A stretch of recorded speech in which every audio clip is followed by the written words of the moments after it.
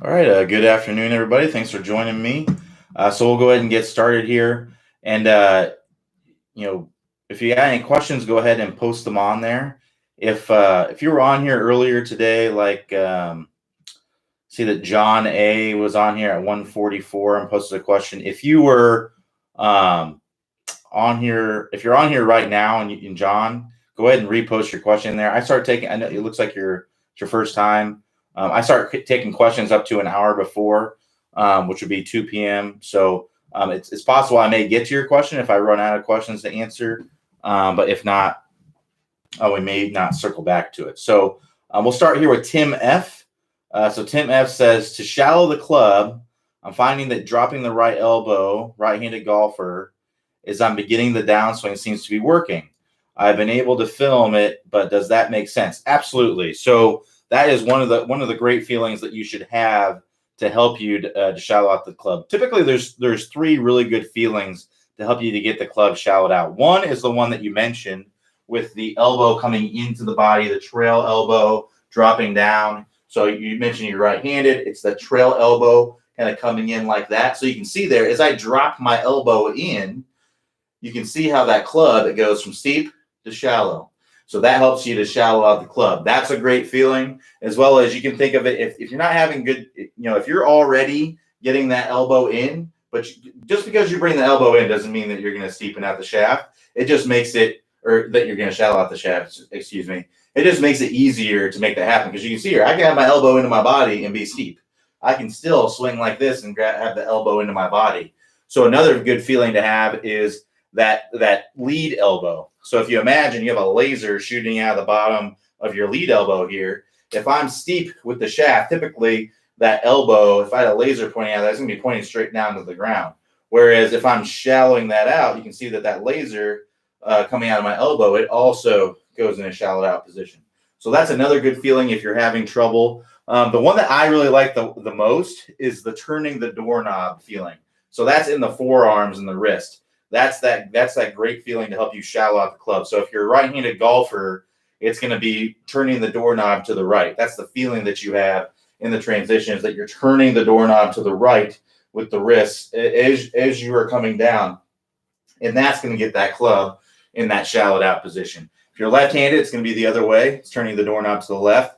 Now, from your camera perspective here, it's probably going to look like I'm turning the doorknob to the left for a right-handed golfer, but it's actually, I'm talking from your perspective. So from this perspective right here, I'm turning that doorknob to the right as I'm bringing that club down into transition. Those are all great feelings to help you out to shallow out the club.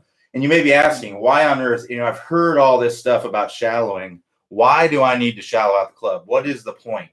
Well, what happens is, if you're in a steep position, if I'm in this position right here, and this would be, I would basically say that this is a steep position right here. So the club is more vertical to the ground. So this club is basically off plane as I'm coming down. Well, my options are from that position are to stick this club right into the ground, which most people aren't going to do, or I'm going to come over the top. I'm going to kind of come across that way, which we see a lot of people do. That's something that several people do. Or you'll do kind of a combination of the chunking and the over the top. Some people do kind of a combination of those things. But here's what most people do. Most people, they will stand up. And when you stand up, that raises the handle. When the handle raises, drops the head down. And now I've got that head back down on plane, or maybe even too far from the inside. And I'm getting that club working on plane, or too much into out, I'm going to hit blocks and snap hooks. So that's why you want to get the club shallowed out, so that you don't have to make any sort of compensation in the downswing to be able to get that club to come back down plane, because that standing up is a compensation to get the club back down plane. Now, you can play great golf doing that, getting that club to work perfectly down on plane, standing up. But what happens when you stand up, when you have that early extension? What happens? You have to flip the club to get to the golf ball. Because if I came in with forward shaft lean, I would swing a foot above the golf ball. Nobody's going to do that intuitively. Everyone's going to flip to get to the club to the golf ball. So you're losing a lot of compression. You're losing a lot of speed. You're probably going to hit a lot of thin shots, maybe some topped shots. and things of that nature. You may hit a lot of fat shots. You may struggle with your ground contact. So in order to hit it like the best players do, you want to be able to get that club shallowing out. So now if I have this club nice and shallowed out, I got my elbow coming into my body. I got my trail elbow kind of pointing out. I got them turning the doorknob to the right. All these things are happening. Now, a lot of times, if you just do one of those two other things are going to happen on their own. And now I've got this club on plane. I don't have to make any sort of compensation. I can just rotate into contact and stay in my posture and be able to, if I stay in my posture and I'm able to stay down and cover the ball, you probably heard that, covering the ball. If I'm able to do that, now I can get that forward shaft lean position and really, really compress the ball and get a lot of distance. So, Tim, hopefully that's working out for you and you're able to get some more compression. But that's exactly why you want to be able to shallow out the club. All right, so just move into the next question here. And thanks, everybody, for getting some questions on here. Awesome. All right, so Brian C. says, I'm hitting my short irons pretty well, but I get to my long irons, I usually top them or hit them fat. So it appears I'm having issues transferring my weight forward in the downswing on longer clubs. Any suggestions? Also, when I'm practicing, should I focus most of the time on the clubs that I struggle with or spread my swings evenly over all clubs? Thanks. So one thing to keep in mind here is that basically just by nature, you're always going to struggle more with the clubs that are longer. You're always typically going to struggle more hitting a driver solid than you are a wedge solid, because look at the difference here. I have some wedges, I have some random clubs over here, but I got a driver and a wedge, and let's look at the difference in the length difference. All right, see how much longer that driver is? It's staying near a foot longer, if not more, than my wedge there. So just because of that, I'm going to have more difficulty controlling that and to be able to get that in the center of the face. So keep that in mind. You're always typically going to struggle with long as you go through the bag. The clubs get more and more difficult to hit. And also keep in mind that if I hit a wedge 5 degrees offline, because it doesn't go as far as a 5-iron, if I can hit a 5-iron just as much 5 degrees offline, but because it goes so much further, it's going to seem like it's way more off track than it actually is. And it does end up being further away from the center line, but that's just because it goes further. So just in general, you're always going to struggle with longer clubs. You're going to struggle with controlling the club head and things like that. Now, that being said, you're probably right. You're probably struggling with the weight shift. It's really impossible for me to know without seeing your swing, but you're most likely, typically when people are struggling with chunking the ball, it's most likely due to not loading up properly, and then most likely pairing that up with not getting a good weight shift. So typically what happens is people who chunk a lot of times they can't get a good weight shift to their lead side because they don't load up properly. So you got to make sure that you're getting nice and loaded up as you're going up the top. So getting that weight transferring to the inside of your trail foot and then moving toward the heel as you're going up to the top. And getting nice and getting behind the ball as you're going up the top. Now, if you're getting this kind of feeling where my spine is getting to where I'm angled toward the target, so that would look something like this. If I'm in this kind of position at the top of the swing, what's typically going to happen in the downswing is I'm going to fall away and I'm going to release the club early, and I'm typically going to end up chunking the ball, thinning the ball, topping it, all sorts of things. So you want to make sure that you're getting loaded up properly. And then once we get to where we're loaded up properly, we're nice and angled away as we're going up to the top. We're getting a nice big shoulder turn. Where our weight is transferred is nicely loaded up on our trail foot. Once we're in that kind of position, now we can work on getting a good weight shift and making sure that we get to our lead side so that at contact, we're moving that low point forward. Because what happens is our club comes down, and a club comes down in an arc, it reaches a low point, and then it moves back up. If we're hanging back in the swing, that low point occurs before the golf ball. We want that low point to occur after the golf ball. We get ball first contact, and then we hit the ground after the golf ball. The club bottoms out after the golf ball. That's what we want to have happen.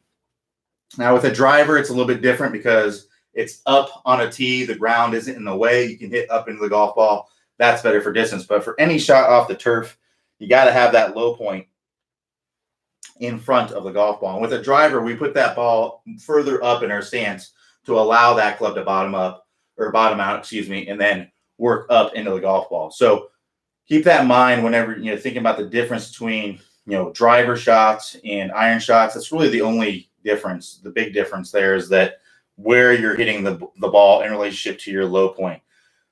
Driver, it's after the low point. Anything off the turf, it's going to be you're hitting the ball before your low point occurs in the swing.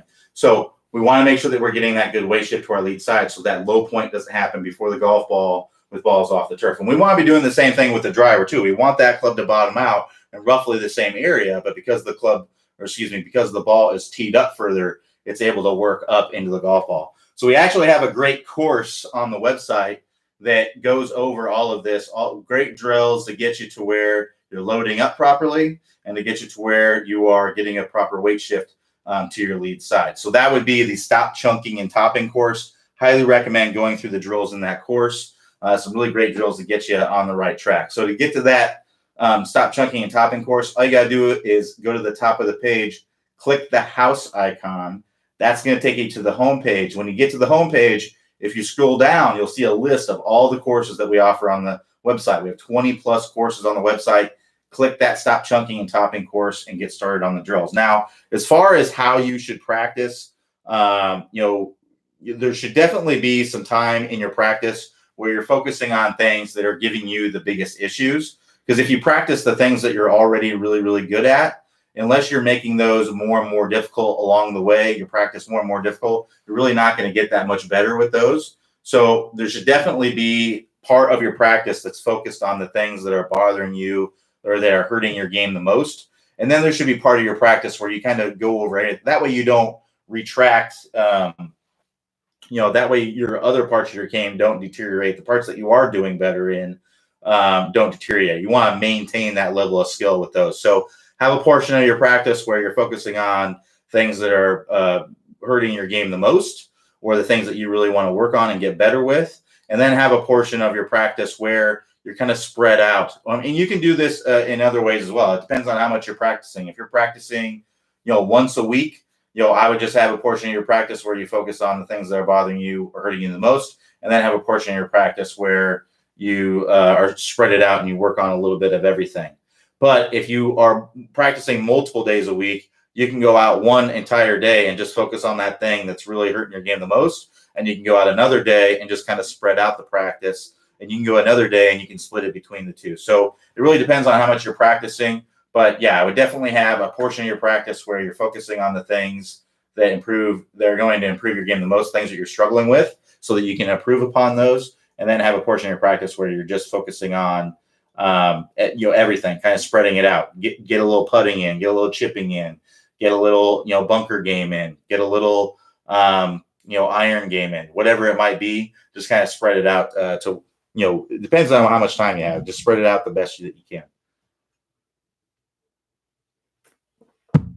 All right. So Kim M says, do the hands drop straight down from the top to get in front of the right thigh, or is it more of a throwing motion towards the ball? What are the shoulders doing as the hands drop down? Thanks. So, no, it's I wouldn't say it's more of a dropping motion. I've heard that before, where people talk about you just want to let your hands drop. And the problem with that is that I see now, a lot of what golf is adjusting your feeling to get the desired result that you want.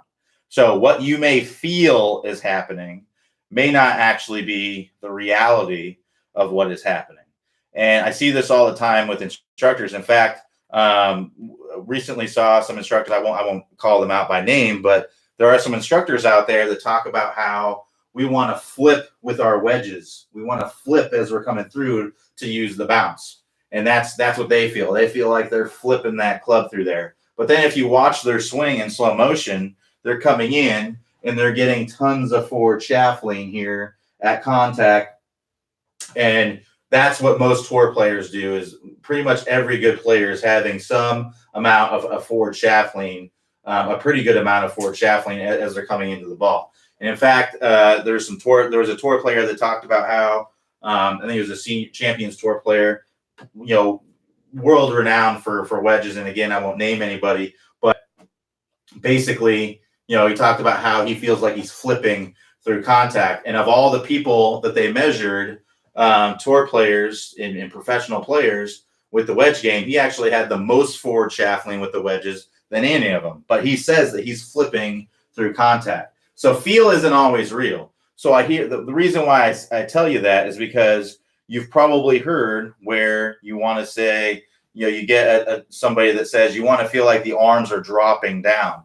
Well, for one person, that might be a good feeling to have because it helps you to get the club or in the hands and the arms more in front of the body. If you're someone who's getting stuck, you're coming down and this club is getting stuck behind you. I'm exaggerating, but if you're kind of getting back in here and your lower body, is getting way out in front of your upper body, then it's probably going to be a pretty good feeling for you to feel like everything's dropping in front. But that doesn't mean that's the reality of what's going to happen.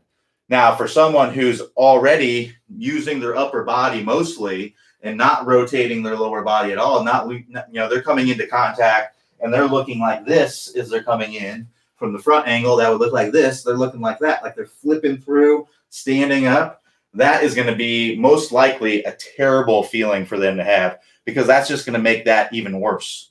You're not going to use your lower body at all. So for most people, and that's a situation that most people are in. For most people, and you just have to look at your swing on video. I know it's a pain in the neck to do it, but you got to look at your swing on video so that you can adjust your feel to get the desired result that you want. Because what you feel is going on most likely is not the reality. Trust me, I've seen it in my own swing. A lot of times I feel like I'm doing something, and I feel like I got to be doing it. And I look on video, and I'm not doing it at all, not even close. So I got to think, okay, I got to exaggerate this feeling even more. I got to break it down, go really slow, try to get it exaggerated as slow as I can, and then try to work that into a faster and faster swing.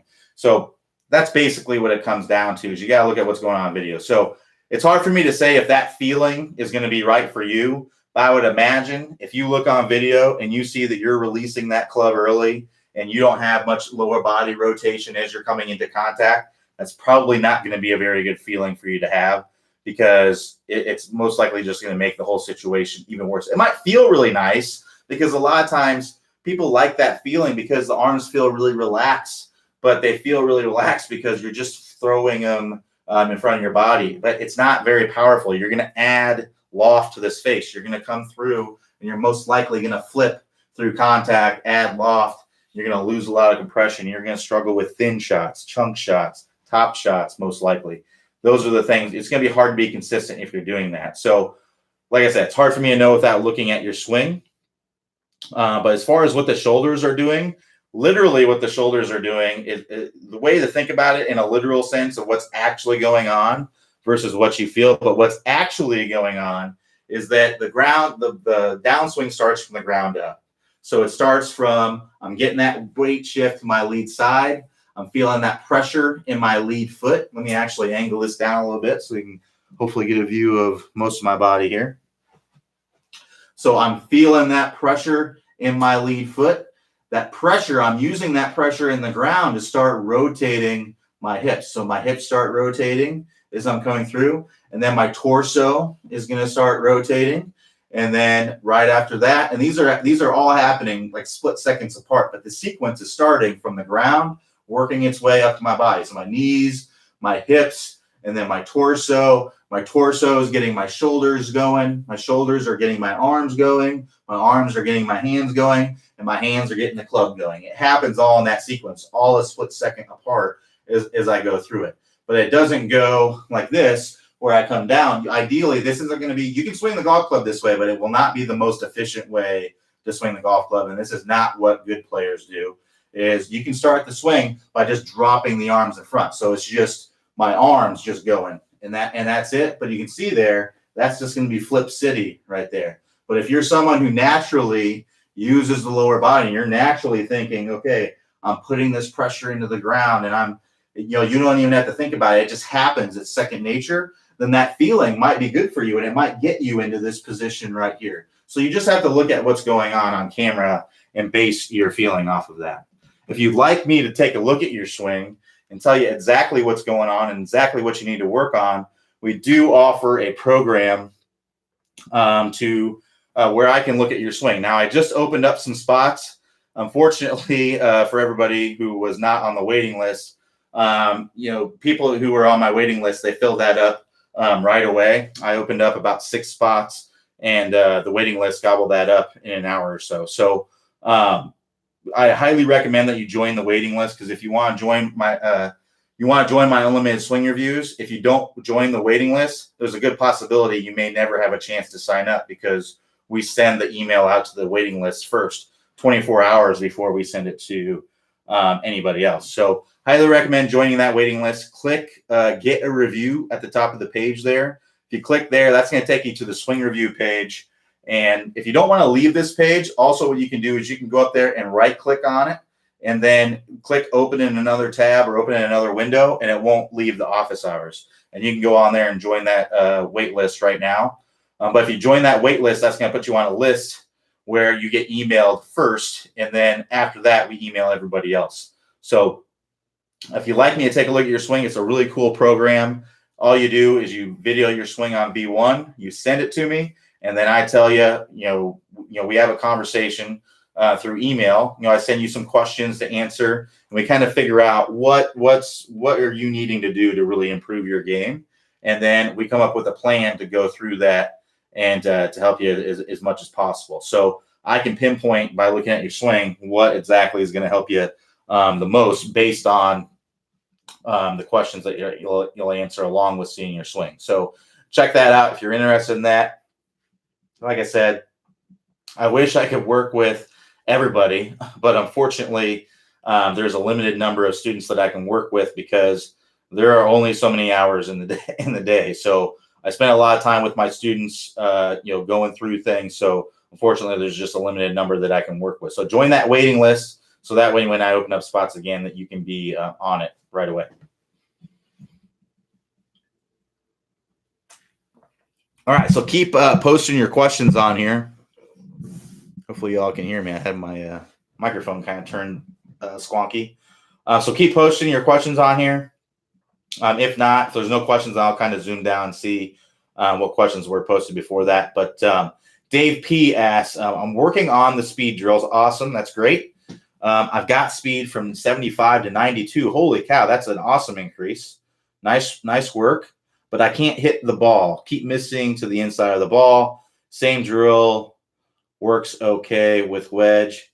What's a good drill to speed up forward hip and shoulder rotation? So that was his next question. So I'll do that question separate from this. So you mentioned that you got your speeds from 75 to 92, but you can't hit the ball. So what's going on is that you're getting more comfortable with swinging faster. But what you need to do is, as you get more comfortable with it, keep an idea of what's going on. So you said that you're swinging to the inside of the golf ball. So correct me if I'm wrong, Dave, but basically what I'm visualizing is if we have a golf ball right here, and I know I have a wedge, but what I'm visualizing is that you're at the ball here and you're trying to get as much, you're giving 100% effort. Maybe you're doing the catapult drill or whatever it is, and you're coming in and you're missing the golf ball over in this area.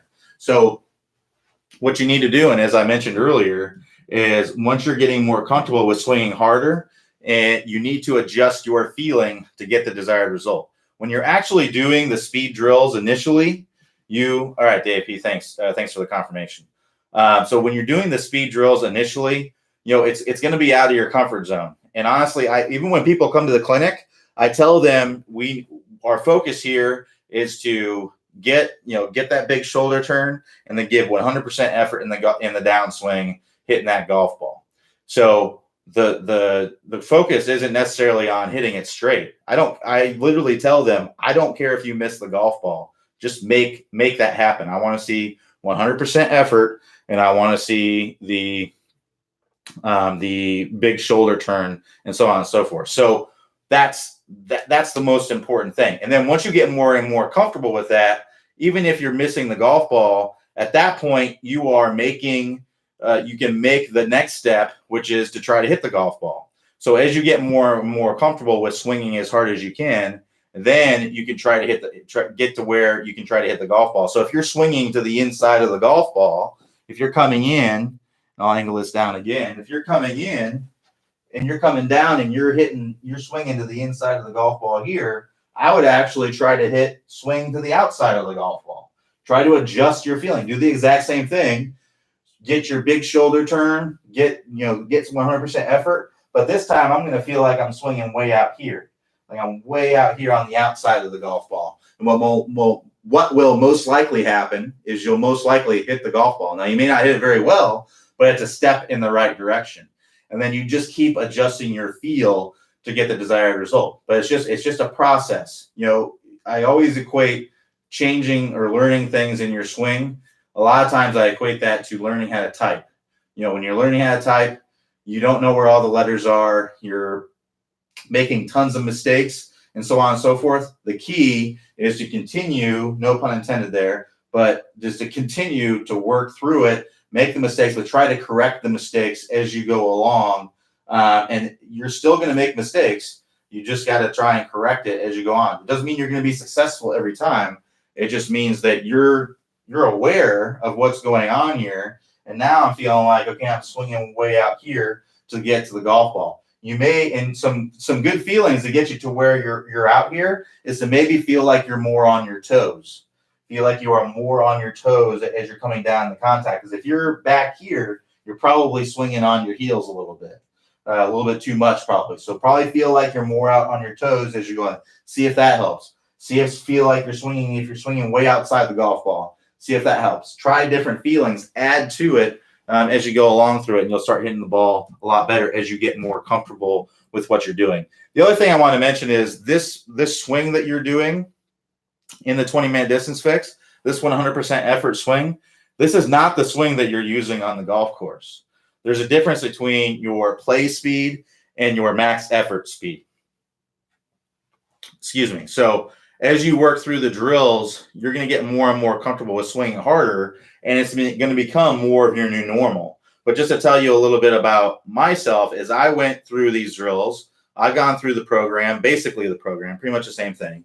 I started out 108, 110. I took 10 swings. They were all within 108, 110. This is the swing that I would take out to the first tee, and I would use that swing in the beginning part of this. And then I took some swings. I took about 5 swings where I swung as hard as I possibly could. I didn't change anything that I was really doing. All I did was I gave max effort on the swings. And I got up to where my fastest was 114. They were all between 112 and 114.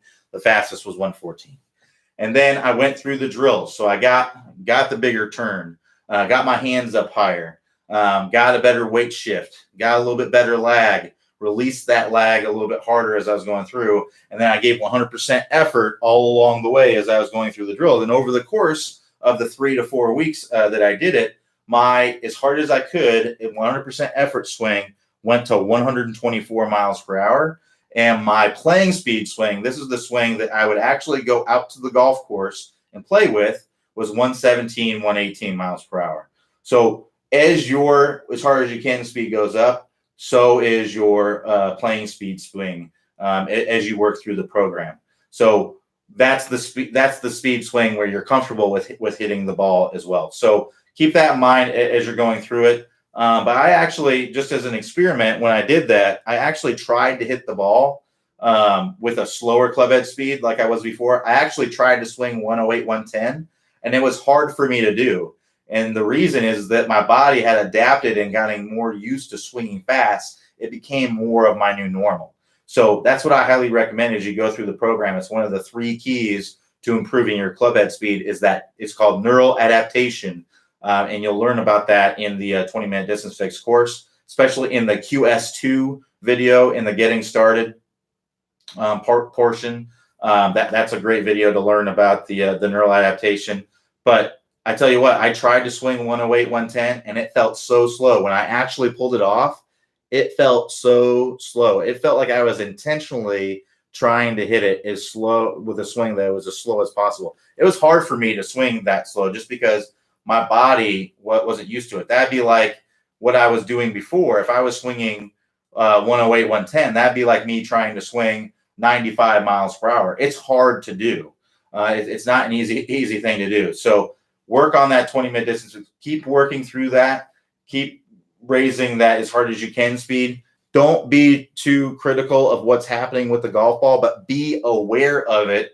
And as you get more comfortable with it, you can adjust your feeling as you go through it to get the desired result. So hopefully that helps. But if you have any further questions, I'd be happy to answer them for you, Dave. All right. So we got a question from Mark. All right. So Mark B says, Q, my game is improving nicely. Thanks. Awesome. That's good to hear. He said, I think that I need to swing up more with a driver. Do you have a drill or suggestion? So the main thing I would look at is ball position, making sure that ball position is forward in the stance. Ideally, we want to be straight down from the lead shoulder. That's going to be a pretty good spot to be. I don't like to say inside the lead foot. You probably heard that before. Not a big fan of that because when you have the ball inside the lead foot, if you have a very wide stance, so let me actually angle this down. If you have a really wide stance, that's going to put that ball most likely too far forward. So if you look right here, if I have a really, get the ball in the screen here.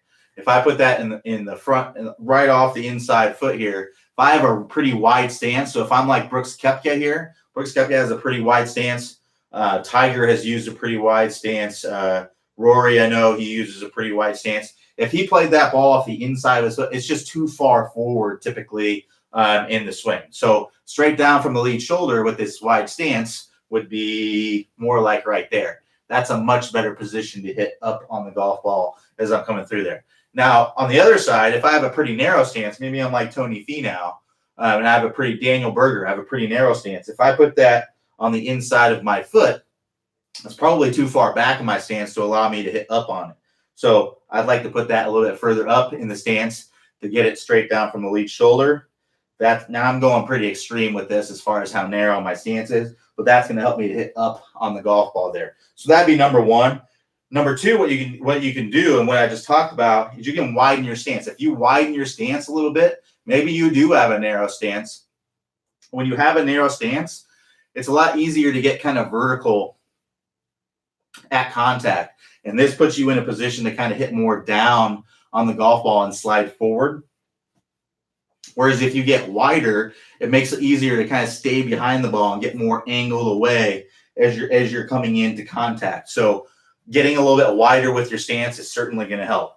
Now, the last piece is something from the Top Speed Golf system that's called the compression line. Now, the compression line is the line that goes up from your lead ankle to your lead hip to your lead shoulder, and this is at contact. So at contact, as I'm coming in, I want to have all those points, my lead ankle, lead hip, lead shoulder, I want those to be all in a straight line, and I want those to be slightly angled away from the target.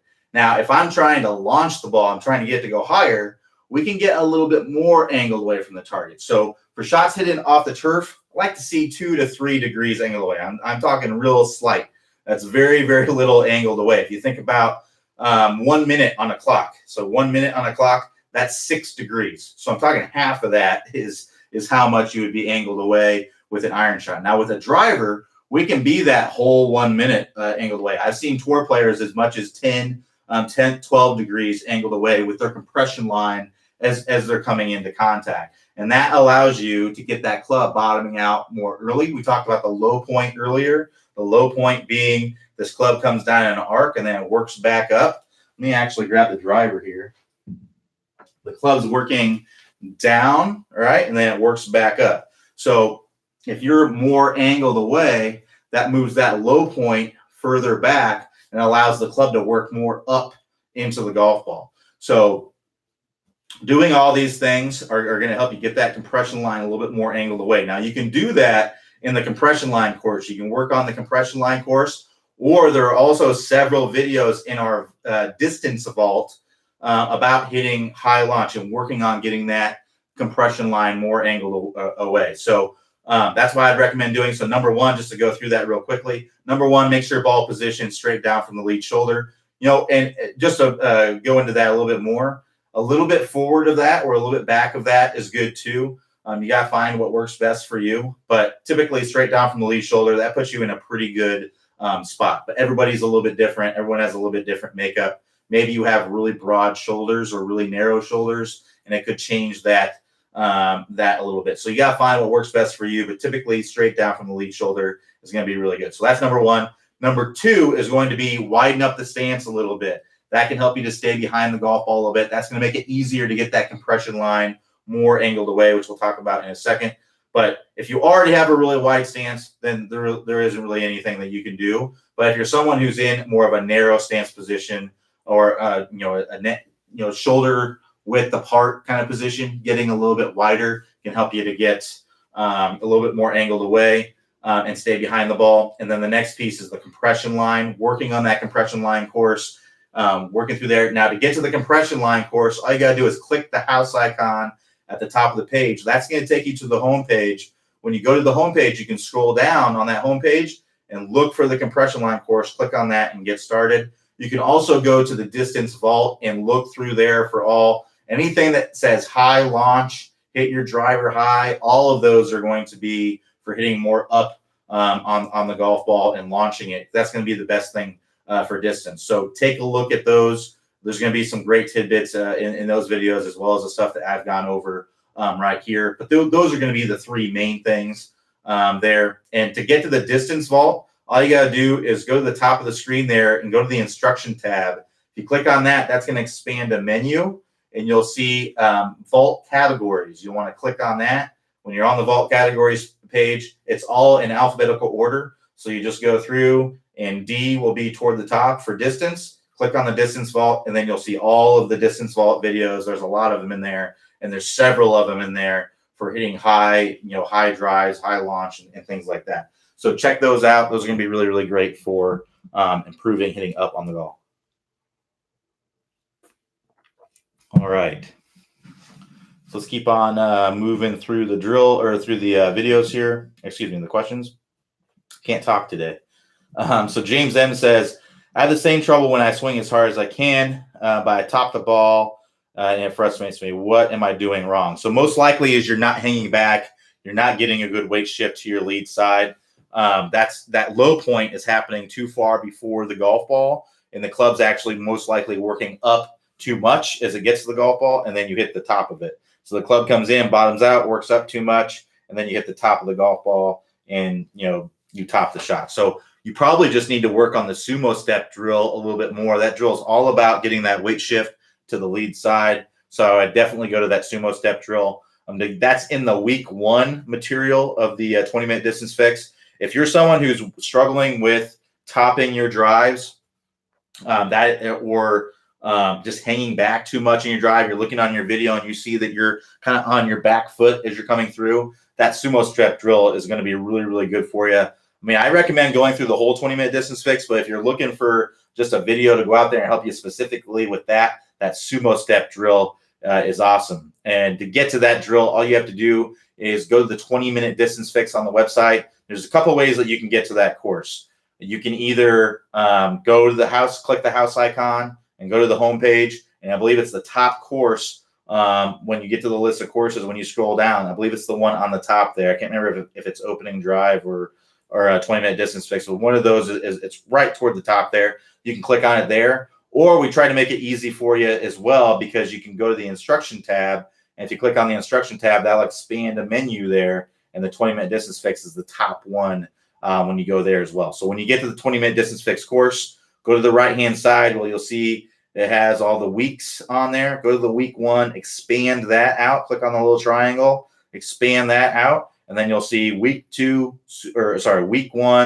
And then the second drill is the sumo step drill. That's the one that's going to help you get to your lead side. So, and just to go over real quickly, what you're doing in that sumo step drill is you're starting with your feet together. And I think I talk about this drill in every single office hours, just because it's just such an awesome drill. It's one of the best drills to get you going to your lead side, because it forces you to do things probably that you're not really used to. So start with your feet together, and as soon as you start this club going back, start stepping forward and getting that foot on the ground as you're reaching the top of the swing. You're getting that pressure. You're forcing your momentum to go forward. You're getting that pressure in the ground, and then you can rotate nicely and post up as you're going through. So that's what that drill is all about. Check that out. Awesome drill to help you get to your lead side, get rid of those topped drives, and start hitting the ball a lot better.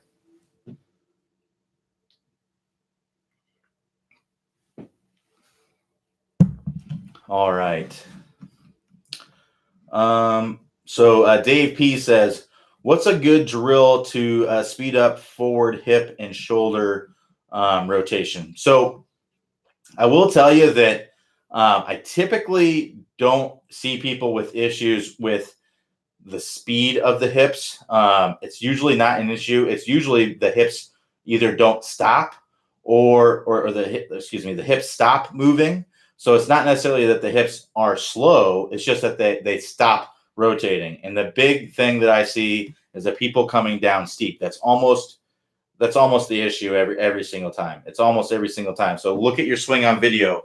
I know it's a pain in the neck to video your swing, but it's really, if you're serious about getting better at golf, you have to video your swing. That's all there is to it. If you are actually serious about it, then you have to video your swing. And the good part is that you have the ability to do it right here. We all have these. I mean, most people, I would imagine, have a phone, right?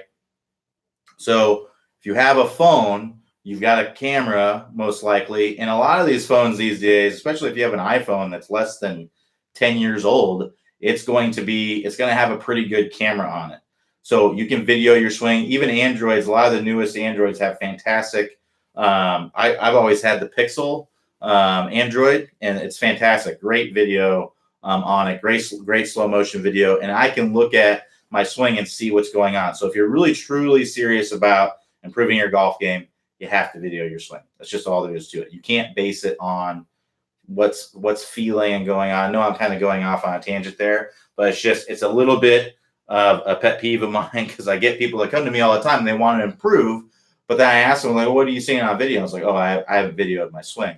Well, you got to video your swing. You have to, because you're going to realize, and I've learned this the hard way, that feel is often not real. It almost never is real. So what you feel like is going on is almost never the reality of what's going on. In fact, me and Clay were looking at videos earlier today, videos that we're getting ready to post on the website, and he looked at his swing and he's like, whoa, I'm getting way across the line at the top.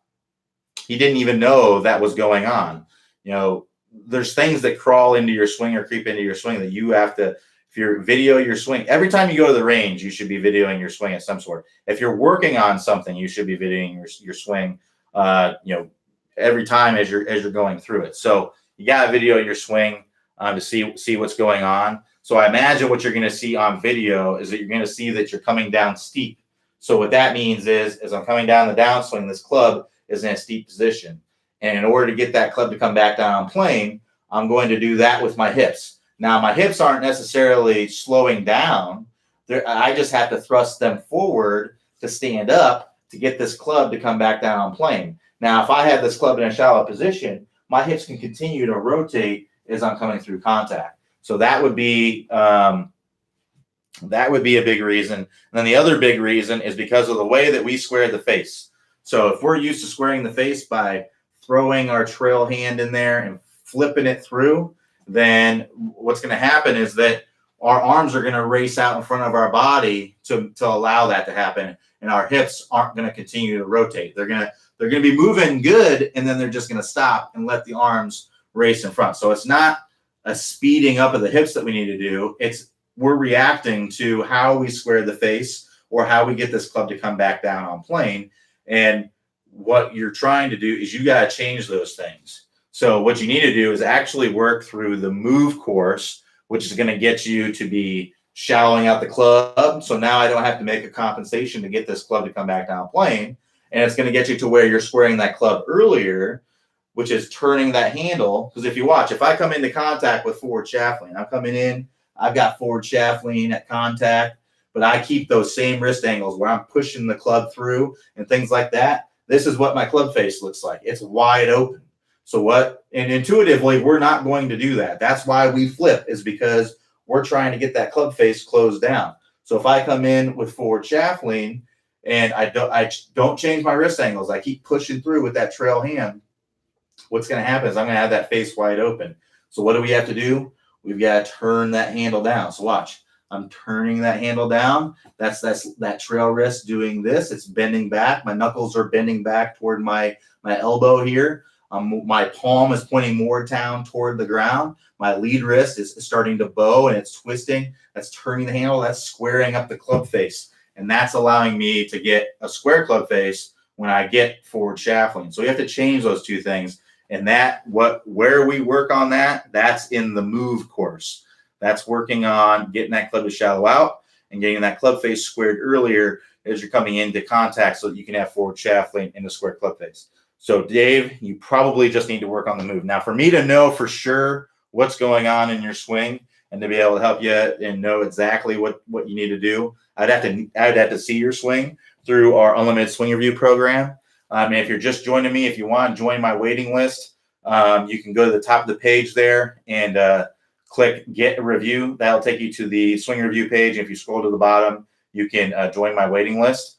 You can join Robin's Swing Reviews. I'm not sure if he has spots available still. He might be sold out, but I know yesterday I sold out of my spots to the waiting list yesterday. So if you don't join my waiting list, there's a good possibility that you may never get to sign up for my swing reviews if you're interested, because they may sell out before we even send it to the rest of the people on the website. So make sure that you join that waiting list so that you can be notified as soon as spots are available. And even then, it's first come, first serve. We had a few people email us because they didn't get a chance to sign up and they were on the waiting list. But unfortunately, we have to make it first come, first serve for those who are on the waiting list. So join that waiting list, and I'll be happy to take a look at your swing and tell you exactly what you need to do. But just based on what you're telling me, it's going to be all the move drill. That's really what you need to work on. All right. So let's keep on going through the questions. It looks like we have several questions here. I'll try to get through these as best I can. We got about 13 minutes left, so I'll try to get through these for sure. All right. So I believe John DC says, what would be a good swing speed with a sand wedge versus 6-iron if both were full shots? Well, you can look at what a tour player's club head speed is and kind of do a comparison. You can actually probably do, I'm trying to think, I think a tour player club head speed average with a 6-iron is going to be roughly, I think, 95. Let me look. So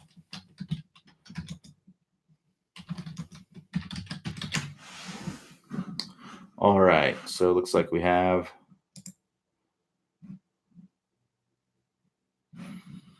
oh, is this new? Looks like they may have come out with a new one, but it's basically the same. Awesome. All right. So this looks to be the new one. All right, good deal. Did they add some stuff to it? No, it's the same. All right. So average club head speed with a 6-iron, a tour player is 92. So I was a little bit high on that. But average tour player is 92. With a pitching wedge is 83. But a pitching wedge and a sand wedge is going to be basically the same. If you look at, I don't have a pitching wedge here. But let's see here. This is yeah. So these are standard length. So it'll be a little bit less. So a sand wedge is probably like 80 miles per hour, I would guess, because this is the difference between a 60 degree and a 50. So, and you can see it's just like a half inch more. So it's probably just a couple miles per hour. So if you look at, what you can do is you can actually set up kind of an analogy, essentially, is that, your 6-iron speed versus a PGA Tour player and have that in one fraction. So what you can do to kind of find out what that is I don't know if you can see this or not. So 92, we'll call it 80 for a sand wedge. So hopefully you can kind of see this. So you'll have your 6-iron speeds. 6-iron.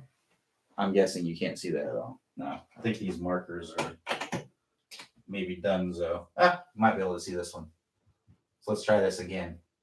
That one's pretty gross. All right, so you can see that. All right, so I think you can kind of see that. So 6-iron would be 92, and let's say that your speed is your club head speed with a 6-iron. Let's say that it's 85. I'm just arbitrarily throwing a number out there.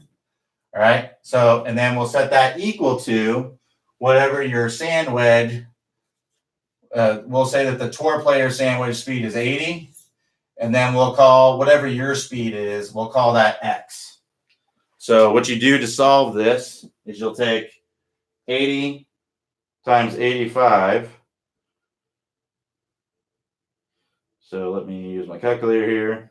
So 80 times 85 is 6,800. So 6,800 equal to 92x. And then you divide 6,800 by 92 to get x. So x will equal, so equals, and then we'll divide that by 92, 73.9.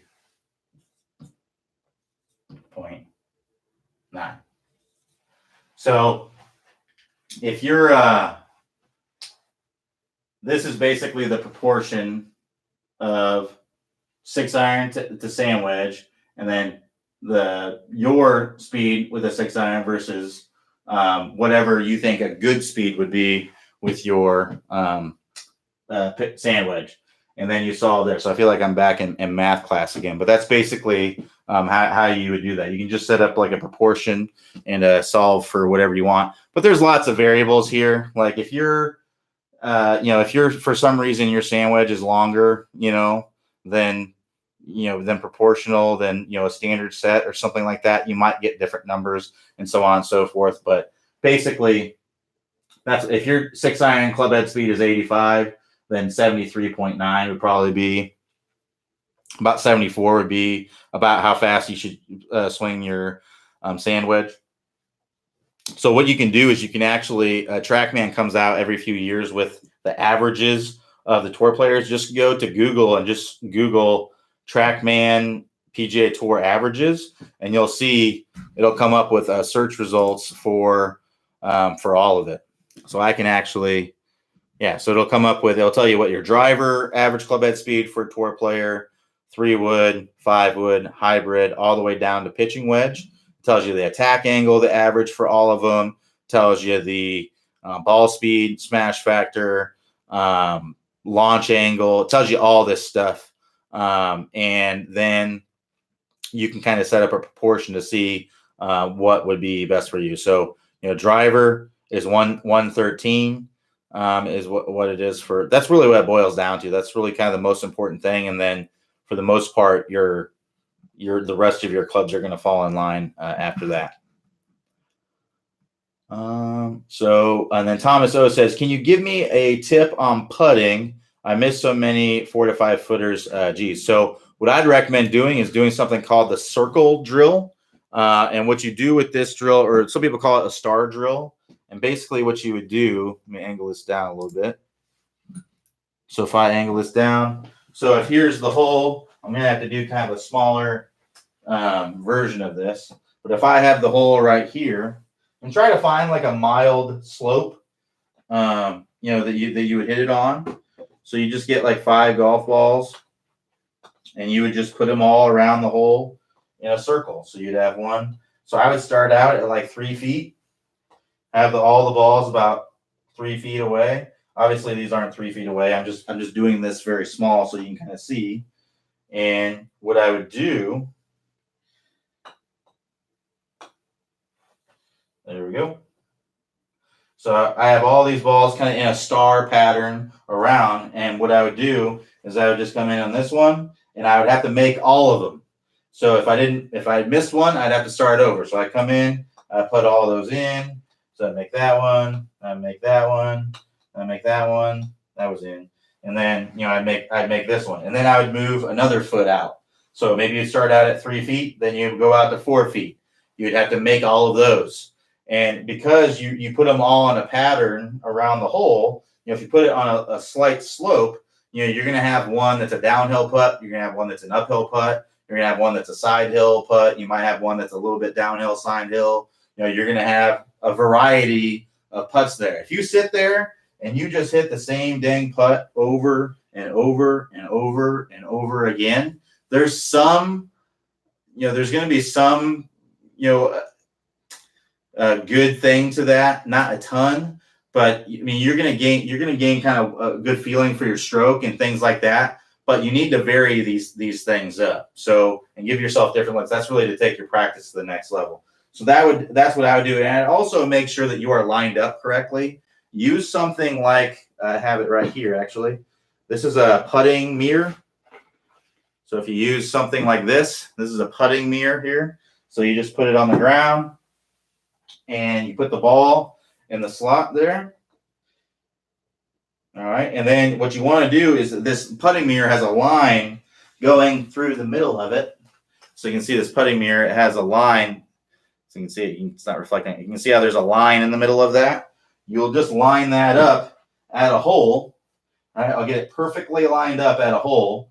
And then I will set up my ball in there.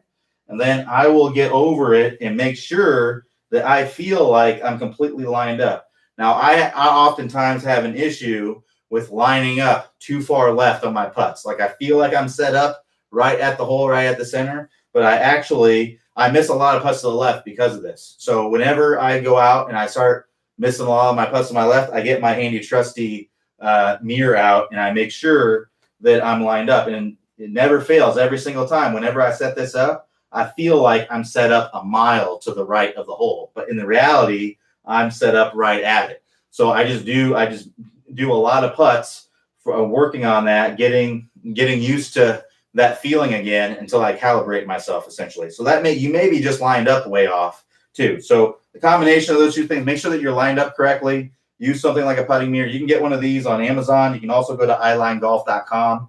I'm not sponsored by ilinegolf.com. I just think they make some pretty good stuff. You can get this mirror on their website, pretty good quality. I've had this one for a long time. You can see it's pretty beat up. But it still does the job, does what I need it to do. And then work on that star drill to help you out as well. And you can work that all the way out to 8-10 feet. That's typically what I did in college to really get my putting down, to really work on those makeable putts, is I did that star drill all the time. And I would make all of them. And I usually start at about 4 feet. I'd make all of those. And then I'd move out to 5 feet. I'd have to make all of those and move out to 6 feet. I just kept going a foot out every single time. And I had to make all of them before I'd make it all the way out to 10 feet. And before I left, I would have to make all of them all the way out to 10 feet. And I would just have to start over if I didn't make all of them in that round. And I can tell you, there was some days I was there and it was still dark outside because I was out there working on it. So those are both great drills. Put some pressure on yourself with this stuff as well. If you have that star drill is great for the pressure because if you miss the putt, you got to start over again. And if you tell yourself you can't leave until you don't care if they're putting the lock on the gate of the golf course, you're not leaving until you get all of those. So if you put that pressure on yourself, then it's more like what's happening out on the golf course when you're getting that pressure as well. All right, so let me continue here. I'll try to answer as many questions as I can here, but we are running out of time. So Christian L says, "Hi Q, my club recently capped the distance on our driving range at 220-yard carry, which means I can't hit the driver anymore. Do you think the swing speed and distance fix drills will work with clubs shorter than the driver, like 3-wood or 3 hybrid, or is it asking for trouble?" No, you can do it with those clubs as well. In your situation, I would probably continue to work on it with my 3-wood until I start hitting my 3-wood too far. And then I would continue to start working on it with my hybrid until I hit my hybrid too far. So yeah, that's absolutely fine to do that, especially in your situation. Just keep in mind, you're going to swing those clubs slower because they're shorter. So don't expect, if you're hitting at 220 yards carry, I'm guessing you're swinging 95 to 100, somewhere in there. So don't expect to get that kind of club head speed with your 3-wood because it's typically going to be shorter. Your stock driver is about 45 and a half. Your stock 3-wood, I believe, is around 43 and a half. So that 2 inches shorter club, you're going to lose just a little bit of club head speed. If I go back to that TrackMan sheet that I have, driver with a PGA Tour player, average club head speed on tour is 113. Average club head speed is 107 with a 3-wood. If you go down to a hybrid, they have it listed as 15 to 18 degrees. Average club head speed is 100 miles per hour. So understand you're going to have to kind of reset what your highest club head speed is and then base it on whatever that club is as you continue to work through it. And then once you go too far with it, go, take a step down and work your way through your bag if you need to. All right, so Terry S. says, during early extension videos, Clay mentioned hip move back to stay in posture while rotating through downswing. Please explain. Well, Clay does explain it in the videos for sure. But basically what he's talking about is that if I'm doing this, my hips aren't rotating, right? And they're not staying back. I'm coming out of my posture.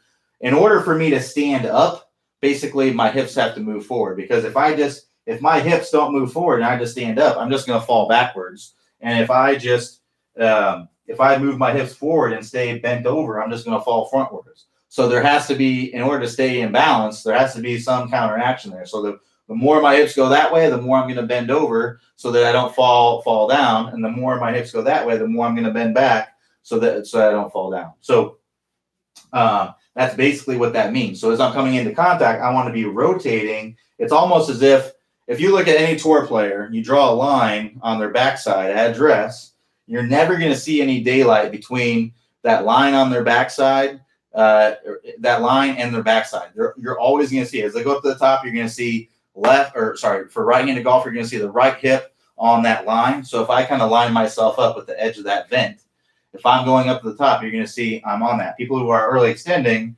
are probably going like that, right? And in the downswing, you're going to see the same thing. My left hip is going to be getting on that vent, whereas with early extenders, you're going to see something like that. So that's basically what's going on there. All right. Cole W says, and this will be the last question of the day. Cole W says, hello, do you guys have any drills for not poking your hips out and leaning back besides Robin's video? Can stop swaying and leaning back. Thanks. That's going to be all the compression line course. The compression line course is going to be all about getting that lead. Basically what the compression line is, if you were here earlier, Cole, I talked about it a little bit. But basically what your compression line is, it's a line that goes from your lead ankle, lead hip, and lead shoulder. And we want that's going to be at contact. And we want that to be all angled, all in a straight line and all angled slightly away from the target and with the body kind of opening up a little bit. So if you're doing this action, right, you're getting your hip outside of your compression line. If I were to draw a line from my shoulder to my ankle, it'd be right in this area. My hip would be outside of that. So the compression line course is all about getting those all in a straight line. So I'd recommend going through the compression line course, working your way through level 1, level 2, level 3, making all of it second nature, so that you don't even have to think about it. You just do it forever.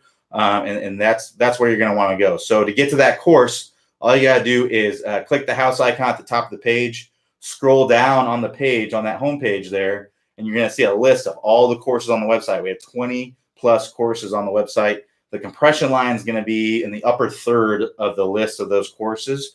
So I check that out, work your way through level 1, level 2, level 3, and get that working a lot better for you. So thanks everybody for joining me this afternoon. I'll be back here tomorrow, 9 a.m. Eastern time. Thanks everybody again, and I will talk to you next time.